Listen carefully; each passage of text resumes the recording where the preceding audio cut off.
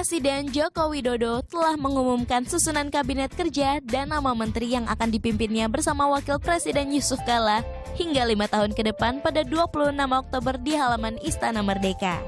Terdapat juga di antaranya sejumlah nama yang selama ini diprediksi menjadi menteri di kabinet kerja, seperti Ibu Puan Maharani yang kini menjadi Menteri Koordinator Bidang Pembangunan Manusia dan Kebudayaan, Bapak Cahyo Kumolo yang kini menjadi Menteri Dalam Negeri, Rini Sumarno yang kini menjadi Menteri BUMN, Bapak Anies Baswedan yang kini sebagai Menteri Kebudayaan dan Pendidikan Dasar dan Menengah dan lain sebagainya.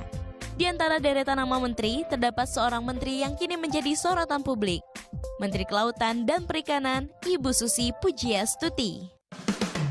Menteri Susi Pujiastuti memang berbeda dengan menteri kebanyakan. Jika menteri-menteri yang lain adalah lulusan sarjana, bahkan hingga perguruan tinggi luar negeri, Menteri Susi hanya memiliki ijazah SMP.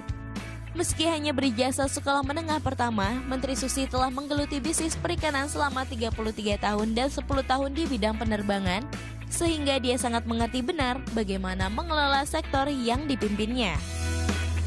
Tidak terlalu fatty banget. Jadi light dan ringan, lalu yang ya saya pikir ya itu sangat baik kalau kita semua bergerak sudah memulai dari diri sendiri mengurangi pemakaian plastik. Dan kalau sudah ada lomba masak ikan dan lain sebagainya, dan itu reguler tiap tahun ada lomba masak ikan nasional. Kita adakan. Lalu kita juga ke daerah-daerah kan, beberapa event-event untuk lomba masak ikan. Saya hitung 3, 2, 1, tenggelamkan.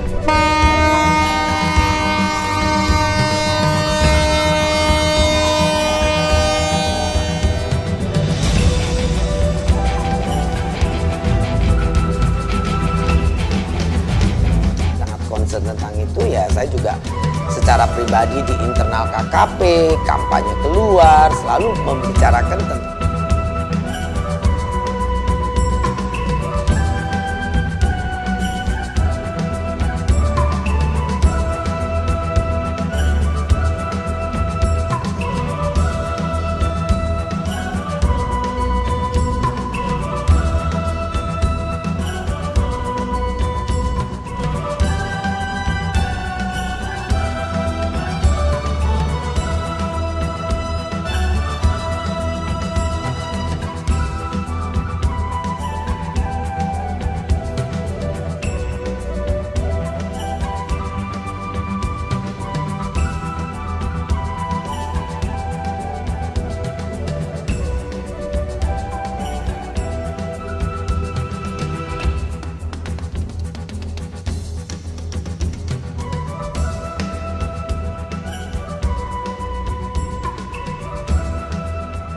Ya, kalau kita berbicara tentang sosok Edi Prabowo ini, dia merupakan kader dari Partai Gerindra yang menjadi lingkaran orang terdekat dari Prabowo Subianto. Dan Edi Prabowo ini menjabat sebagai Menteri Kelautan dan juga Perikanan Republik Indonesia untuk periode 2019 sampai dengan 2024, menggantikan Susi Pujiastuti. Perjalanan politik Edi ini cukup panjang, bahkan dia terpilih sebagai anggota DPR RI untuk 2 periode, mulai dari 2009 sampai 2014 dan juga 2014 sampai 2019. Di periode terakhirnya di Senayan, Edi duduk sebagai Ketua Komisi 4 yang membidangi pertanian, perkebunan, kehutanan, kelautan, perikanan, dan pangan, termasuk di dalam KKP. Edi juga memiliki latar belakang militer. Pria kelahiran Muara Enim, Sumatera Barat ini pernah masuk AKABRI tahun 91, namun karir kemiliterannya tidak berlanjut.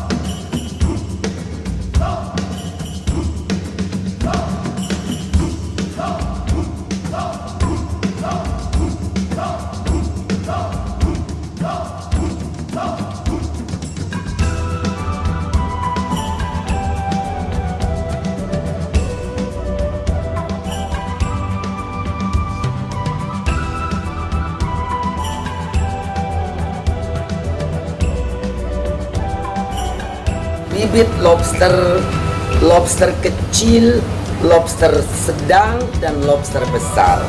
Saya ingin membawa masyarakat untuk bisa mengerti kenapa Menteri membuat Permen 56, di mana permen ini melarang lobster di bawah 200 gram untuk ditangkap dan diambil dan diperjualbelikan. Karena kita ingin memastikan lobster ini tetap ada, banyak, dan makin banyak. Dan kita memanennya pada saat nilainya sudah tinggi, yaitu setelah ukuran 200 gram ke atas. Lobster ini sampai hari ini belum bisa dilakukan artificial breeding. Berarti itu masih dikategorikan sebagai plasma nutfah. Di seluruh negara dunia, kebanyakan sudah mengkategorikan pengambilan plasma nutfah itu termasuk dalam kegiatan subversi. Berarti itu melanggar peraturan negara yang paling keras. Di Indonesia, punishment-nya belum ada, tetapi kita harus sudah mulai mengatur dan menata dengan tidak memperbolehkan benur-benur ini diambil. Pengambilan benur ini kita larang karena diambil oleh masyarakat yang tidak mengerti keberlanjutan dan kehidupan para nelayan. Dulu Indonesia ekspor puluhan ribu ton. Sekarang tidak sampai 1000 ton lobster besarnya. Karena apa? Jutaan bibit lobster begini sekarang ditangkap di mana-mana. Masyarakat yang mengambil lobster benur ini dijualnya harga ada yang 10.000, ada yang 30.000. Yang 30.000 itu mutiara. Pedagangnya, pengepulnya menjualnya katanya 100.000. Tapi di Vietnam katanya 150.000. Padahal kalau mereka besar segede ini, nih, mutiara ini harganya kalau sudah 8 on ke atas itu bisa 4 juta lebih. Pada saat hari rame Natal atau tahun baru Cina bahkan bisa lebih dari 5 juta. Yang kecil-kecil saja minimal ratusan ribu sudah harganya. Jadi bukan cuma pemerintah, rakyat sendiri yang rugi, para nelayan. Nelayan-nelayan ini yang merugi karena yang seharusnya ini menjadi ini tanpa perlu kasih makan, tanpa perlu memelihara, karena Tuhan yang pelihara. Akhirnya satu saat Indonesia akan kehilangan yang namanya lobster karena bibitnya semuanya diambil. Atau masalahnya? Ya, saran saya ini jangan dipolemikan ya. Ini kan teknis, masalah teknis ya. Masalah teknis izin ya, jangan dibawa ke partai kemana-mana, tidak setuju. Ini menterinya udah ganti.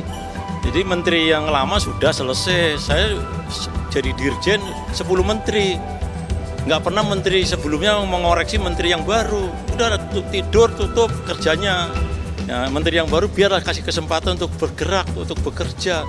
Ini enggak, itu kan seolah-olah maunya apa idenya dia itu dilanjutkan. Masing-masing menteri beda. Contoh aja, zaman Pak SBY pakai baju kayak gini, zaman Pak Jokowi pakai baju putih, itu nggak ada masalah. Itu kan nggak boleh seperti Pak SBY minta baju saya harus pakai terus, ya nggak boleh gitu. Jadi saran saya, masalah teknis ya bicara teknis saja lah. Kalau ada kesalahan administrasi, kesalahan aturan, kita bisa perbaiki, aturan dibikin. Itu aja, aturan yang lalu dicabut dengan Peraturan Menteri nomor 12 tahun 2020. Ya, jadi maksud saya kembali lagi aturan teknis saja. Nah, kalau ada orang yang merasa kurang pas, malah tadi menyalahkan benirnya dipelihara untuk diekspor, udah nilainya sekian. Rakyat ini makan apa 6 bulan? Saudara kita itu orang miskin semua, orang nggak punya, perlu makan. Suruh tidur yang ngasih, kecuali kalau menterinya ada kebijakan sambil nunggu lobster di alam dikasih pinjaman tiap bulan sekian juta, itu baru. Ini enggak, dibiarkan aja rakyat menderita. Kita udah kaji, saya Komisi 4 udah 6 tahun ya.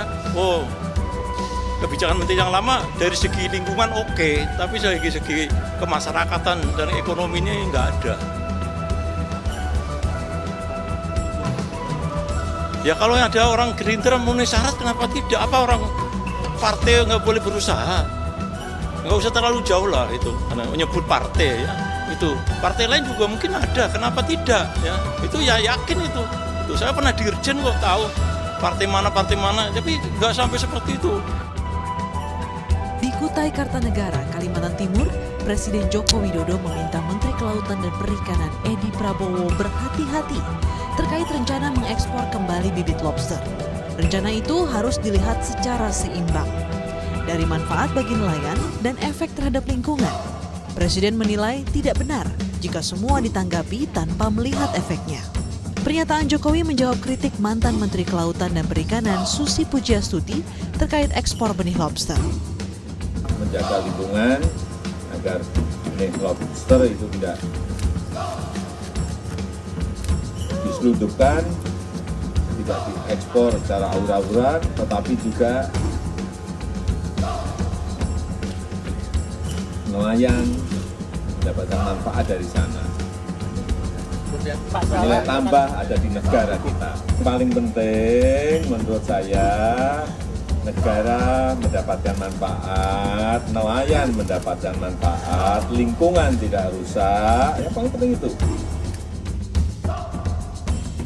Saat rapat kerja dengan Komisi 4 DPR RI pada hari Senin kemarin, Menteri Kelautan dan Perikanan Edi Prabowo mengakui ada kader Gerindra yang mendapatkan izin ekspor lobster.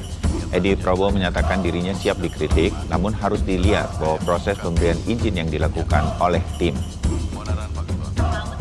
Kalau memang Bapak Ibu ada yang menilai,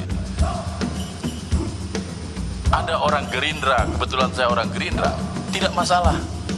Saya siap dikritik tentang itu. Tapi coba hitung berapa yang diceritakan itu. Mungkin tidak lebih dari 5 orang atau 2 orang yang saya kenal. Tapi sisanya yang 26 itu, 24 orang lagi siapa itu? Itu semua orang Indonesia. Kebetulan salah satu dari 26 itu ada orang Gerindra. Tangkap tangan terkait dugaan tindak pidana korupsi berupa penerimaan hadiah atau janji oleh penyelenggara negara terkait dengan perizinan tambak, usaha dan atau pengelolaan perikanan atau komunitas perairan sejenis lainnya tahun 2020. Saya mohon maaf kepada ibu saya, yang saya yakin hari ini nonton di TV. Saya mohon dalam usianya yang sudah sepuh ini beliau tetap kuat. Saya masih kuat dan saya akan bertanggung jawab terhadap apa yang menjadi yang terjadi. Demikian, saya tadi sedikit menceritakan bahwa sebetulnya sejak awal rapat dengar pendapat hingga dengan rapat kerja, ini Komisi 4 sudah mewanti-wanti pihak dari Kementerian Kelautan dan juga Perikanan perihal perizinan ekspor benur ataupun bayi lobster ke luar negeri ini. Disebutkan bahwa memang ada pro dan kontra juga yang terjadi selama rapat, baik itu dari keseluruhan anggota Komisi 4 bersama dengan para dirjen-dirjen terkait dan juga yang bersangkutan sendiri, ini Bapak Edi Prabowo selaku Menteri KKP, bahwa sebetulnya ada beberapa catatan juga yang diberikan oleh Komisi 4, yakni bahwa jika nantinya memang akan betul dilakukan begitu untuk ekspor dan juga sudah diizinkan untuk ekspor benur atau bayi lobster ini, semua prosesnya harus dilakukan sangat hati-hati secara transparan dan tentu saja mengedepankan kepentingan dan juga keuntungan untuk keluarga dan juga masyarakat Indonesia. Jangan sampai nantinya setelah perizinan ini selesai diberikan, sudah kemudian jadi dilakukan, ini justru nanti akan menguntungkan hanya segelintir pihak seperti yang memang diwanti-wanti sejak Menteri KKP periode sebelumnya, yang juga itu untuk bentuk kebijakan seperti ini itu seperti apa, Pak? Yang pertama bahwa kalau ekspor baby lobster kan saya konsisten dari awal saya tidak setuju. Tidak setuju. Oke. Saya dari awal konsisten tidak setuju terhadap ekspor baby lobster. Karena ada 2 hal di situ yang menjadi catatan penting saya. Yang pertama adalah pengelolaan perikanan laut itu harus berkesinambungan, dan baby lobster merupakan aset besar dari perikanan laut Indonesia yang harus dijaga kesinambungannya, sehingga walaupun jumlah telurnya sangat banyak, anaknya jumlahnya banyak, tetapi tetap saja bahwa itu merupakan bagian ekosistem laut yang mempengaruhi satu ikan dengan ikan yang lainnya. Sehingga kalau sejak kecil sudah diekspor, itu dikhawatirkan akan menutup mata rantai dari siklus ekosistem laut yang berdampak bagi produksi lobster tangkapan yang harganya mahal, itu menjadi susah didapat oleh nelayan dalam jangka panjang. Sehingga saya mengatakan, kalau ikan besar aja masih kita ekspor, ngapain anak-anak harus kita ekspor? Kita kan tidak dalam posisi kelaparan, di mana anak-anak harus dieksploitasi. Saya menyampaikan, anak-anak itu harus disayangi, bukan dieksploitasi. Yang kedua, bahwa ekspor tersebut itu kan dikirim ke Vietnam. Nah, Vietnam itu kan kompetitor kita di bidang perikanan laut. Dia memiliki teknologi budidaya ikan lobster, baby lobster yang sangat memadai. Tetapi bahwa teknologi dia kembangkan akan menjadi tidak ada arti manakala tidak ada suplai benih. Nah, kita ini aneh gitu. Kita punya lawan dalam berkompetisi, tetapi lawannya kita kasih umpan-umpan yang sangat baik untuk dia berproduksi. Nah, dari situlah kita tidak akan tumbuh menjadi kekuatan produksi ikan laut yang sanggup berkompetisi, karena kita telah memberikan supply benih-benih yang strategis yang pada akhirnya bisa jadi suatu saat ketika sudah besar malah oleh kita diimpor. Iya, Pak Dedi, ini artinya jika dari pihak eksekutif ini dari hal ini adalah Kementerian KKP melakukan kebijakan memang tidak disetujui, artinya ini dari Bapak Dedi. Ini artinya akan seperti apa begitu, Pak? Karena kan kita kemudian yang berikutnya 4, bahwa pro kontra juga. Secara prosedur rapat kerja di Komisi 4, itu waktu itu Komisi 4 itu kan ada eksportir sebanyak 14 perusahaan yang gitu kan mengekspornya antara jumlah yang diekspor yang dilaporkan dengan jumlah barang yang adanya kan melebihi sehingga dia negara dirugikan dari sisi aspek pajak gitu loh. Nah, sehingga waktu itu Komisi 4 merekomendasikan ke 40 perusahaan ini dicabut izin usaha.